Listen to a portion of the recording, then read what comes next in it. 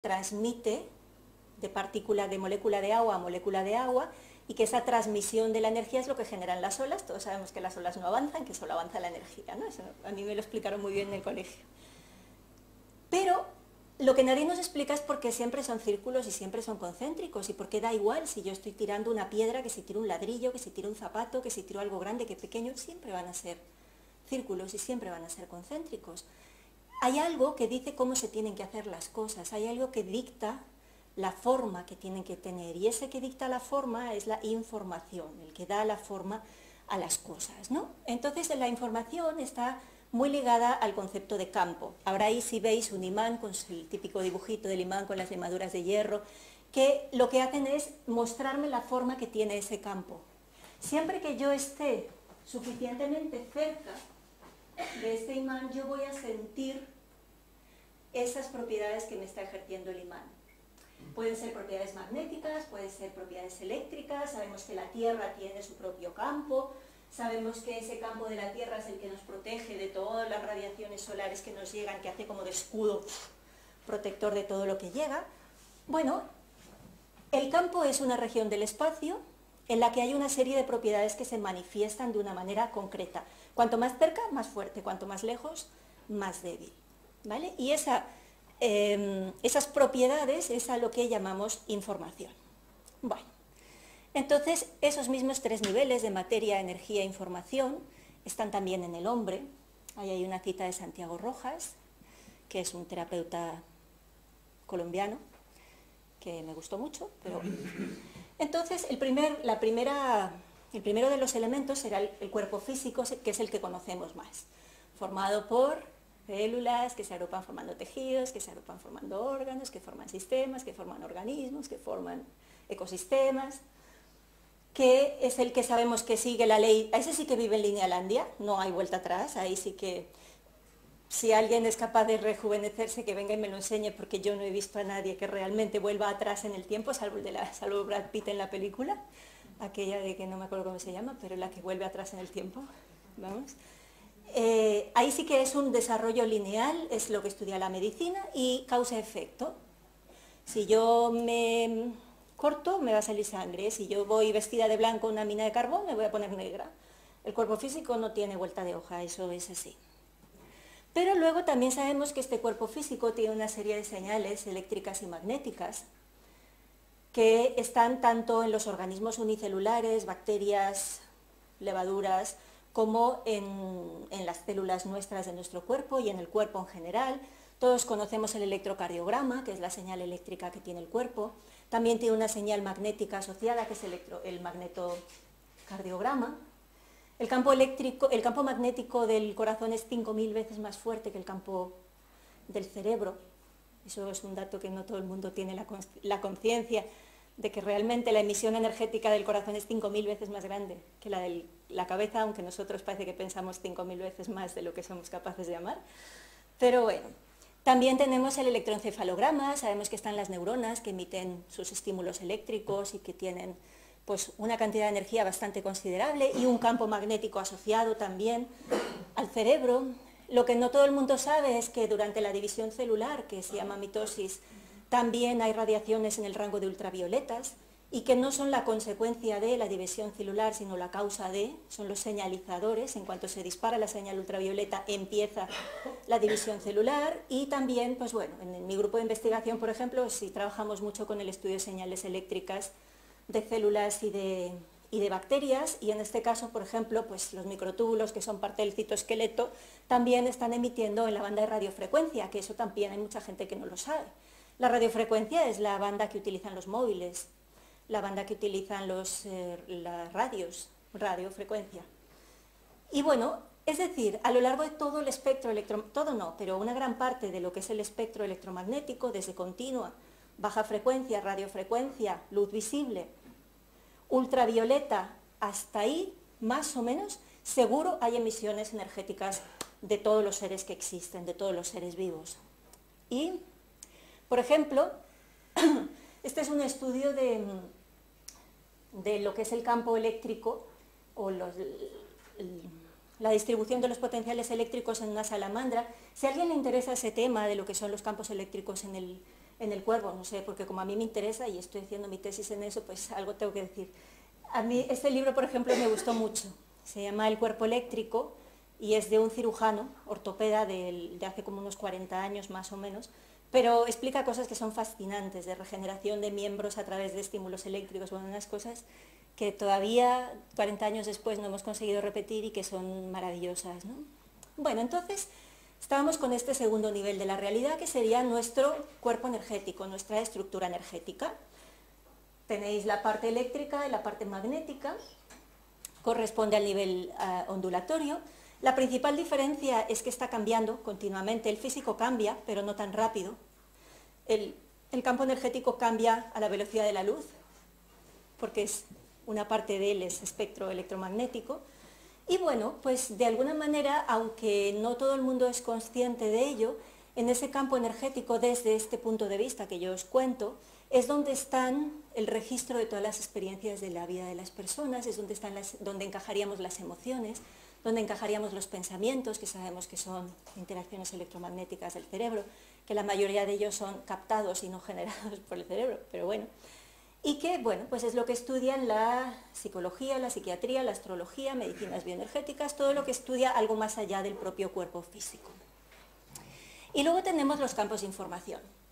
Los campos de información son los códigos que están dirigiendo la energía. En esa dimensión todo ocurre simultáneamente, todo está interconectado, pero para mí lo más importante es tomar conciencia de que vivimos en un mundo en el que estamos llenos de campos de información en las que la mayoría de las cosas son falsas.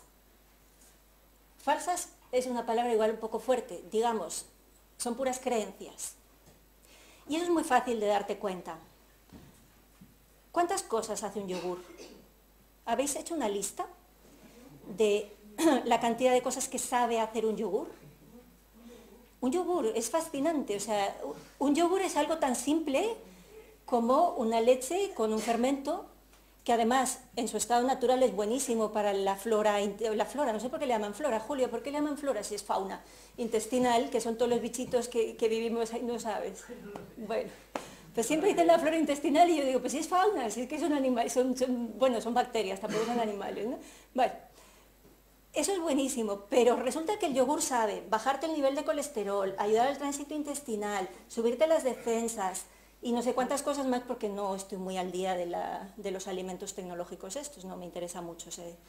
Pero bueno, todo eso, con perdón, y ahora que no me escucha nadie, es pura mentira. Pura mentira, un yogur no te va a bajar el colesterol. Obviamente que no. Y además ya sabéis la problemática de los actimeles y todo eso, ¿no? Pues mejor que no comamos mucho de eso, cojamos el cuajo de toda la vida, o sea, el yogur de toda la vida con la yogurterita de 37 grados de toda la vida, que es mucho más saludable que todo eso. Bueno, vivimos en un mundo en el que, primero, nos enseñan a compararnos continuamente como las dos bolitas esas, y ya sabéis que en función de con quién me compares salgo perdiendo casi siempre. Y lo segundo, casi todo es falso, casi todo lo que nos cuentan es falso. Y uno se da cuenta de eso, pero, claro, que no nos damos cuenta, pero te das cuenta muchas veces cuando viajas. Yo tuve la bendición de que la vida me zapateó de una manera increíble, pero increíble, y aparecí viviendo en Colombia. Y estuve 2 años viviendo en Cali, Colombia. Por cierto, un paraíso. Si alguien tiene miedo de viajar a Colombia, tenéis razón, porque es muy peligroso que quieras quedarte allí y no volver. Es lo más peligroso que tiene Colombia. Bueno, yo fui absolutamente feliz viviendo allí, pero sobre todo fui feliz porque me di cuenta de la cantidad de cosas que para mí eran una verdad sagrada y absoluta, y en realidad era pura creencia de mi cultura de Barcelona, nada más. Lo primero es que ya te das cuenta de que cuando tú estás aquí tienes unos miedos. Por ejemplo, no te vayas a dormir con el pelo mojado porque te vas a constipar. Por ejemplo, no sé si os suena esa frase, pero a mí mi madre me la ha repetido hasta el aburrimiento, hasta que me creí y me pasaba que si me acostaba con el pelo mojado me levantaba resfriada. Cuando viajé allí me di cuenta que tenía otros miedos, pero ese no porque todo el mundo se va a dormir con el pelo mojado porque hace calor. Entonces, pero sí tenía otros miedos, miedos que yo nunca había tenido. Y dije, cacha en la mar, ¿y de qué me vienen ahora estos miedos aquí? Y es porque hay algo en el ambiente, hay algo en ese campo de información colectivo que, bueno, que yo capto, que mi mente capta y hace que me sintonice a ese estado de miedo global. ¿No? Ahora, por ejemplo, aquí lo tenemos muy fácil de ver porque estamos todos con el estado de miedo global de perder dinero o de no salir adelante o que no nos renueven el contrato o de que se vaya que nos cierren el centro donde estamos o que todos vivimos con ese miedo, que ese miedo pues tiene una parte de componente que puede ser real, no digo que no, pero hay una parte que es mucho de miedo colectivo, de miedo generado y que uno cuando viaja es cuando se da cuenta, es lo que hablaba antes con Jordi. Uno que él también ha viajado mucho, ¿no? Entonces dices, sales y te das cuenta de que eran creencias. Pero es que hay tantas cosas que son creencias y que nos hacen sufrir. Yo una vez escribí un artículo que era detrás de todo sufrimiento hay una creencia, porque cuando te consigues quitar todas esas, dejas de sufrir hasta por cosas muy tontas, ¿no? Incluso os voy a decir una barbaridad. Un sufrimiento muy clásico, al menos que yo he visto mucho a mi alrededor, es el sufrimiento por las infidelidades, ¿no? Bueno, no estoy disculpando que alguien sea infiel, no lo estoy disculpando, porque si tú haces un compromiso con una persona, pues has hecho un compromiso. Pero ahí hay una componente cultural tan grande, tan grande, tan grande, tan grande, que llegas a otros lugares y te das cuenta que la gente tiene hijos con este, con el otro, con el de más allá, y forman una súper gran familia, y no hacen tanto problema de las cosas, ¿no? Y entonces dices, hombre, pues no sé si lo uno o lo otro, no estoy diciendo que una cosa sea mejor que la otra, ni no, solo estoy diciendo que detrás de la mayoría de las cosas que nos hacen sufrir suele haber una creencia cultural, y que en el momento en que somos conscientes de esa creencia, normalmente el nivel de sufrimiento y de ansiedad baja mucho, porque me doy cuenta que eso, si en otra cultura puede no ser un problema, también puede no ser un problema para mí. Otra cosa es que luego yo decida continuar o no continuar esa relación o continuar mi vida de una determinada manera, ¿no? Pero bueno, un poquito lo que os quería explicar era eso. Esto me lo voy a saltar. Y voy a entrar directamente a... la parte con la que yo trabajo es la segunda. De las tres que os he explicado, los tres niveles de la realidad, la materia, la energía y la información, con la que yo trabajo es con la segunda, que es con la de los campos energéticos, ¿vale?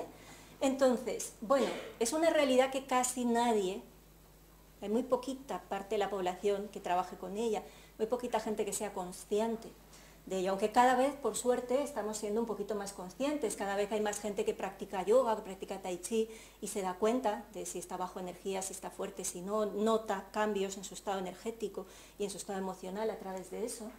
Pero para mí el ser consciente de este mundo energético es lo que nos permite, bueno, pues recuperar el poder en nuestra vida, recuperarla, ser cada vez más conscientes, ser cada vez más libres, ser cada vez más felices, más, no sé, más completos, ¿no? Entonces la dificultad está en que todo eso no es visible a los ojos. Hay una parte de las emisiones electromagnéticas del cuerpo que están en la franja visible y que se llaman biofotones, y podéis buscarlo por internet. El padre de los biofotones se llama Pop, con 2 P's al final, es un alemán y tiene miles de artículos publicados sobre diferentes emisiones de luz, pero son tan débiles que nuestro ojo no es capaz de captarlas. Entonces, donde no llega el ojo, a veces llega la tecnología. Pues hay 2 tecnologías que yo uso habitualmente. Una es esta que os he traído hoy, que es la GDV, que es para visualizar los campos de energía, y la otra es otra tecnología que se llama Orión, que nos permite estudiar y escanear los campos de información, pero que hoy no vamos a trabajar. Entonces aquí tenéis al papá de la GDV, se llama Konstantin Korotkov, ruso de Rusia, como se puede ver solo con la cara y con el nombre más. Y es una máquina que se basa en el efecto corona, también llamado efecto Kirlian, que lo que hace es una descarga de un voltaje muy alto con una intensidad muy baja, suficientemente baja para que no nos haga daño, porque estás hablando de 50.000 voltios o más. Entonces, os he puesto esta imagen, que es la típica imagen de una torre de alta tensión, con muchas fugas, y que tiene los fluorescentes plantados en la tierra. No sé si lo habéis visto, esto suele salir en los documentales y todo eso. Bueno, los campos de alta tensión lo que generan es un campo electromagnético artificial bastante poderoso, tan poderoso que puede llegar a excitar un fluorescente para que ilumine. Y entonces ahí tenéis un campo de fluorescentes iluminados, pinchados a tierra, simplemente por la cantidad de campo electromagnético que está emitiendo. Ese mismo efecto, que es el efecto de las torres de alta tensión, es el efecto que utilizamos en esta tecnología, con la ventaja de que hay un software que procesa la información, que por tanto encajaríamos dentro de lo que se llama la bioingeniería eléctrica y que nos permite obtener una serie de datos. Por lo mismo que os decía antes, si una información no me permite aprender nada, pues no me sirve para nada.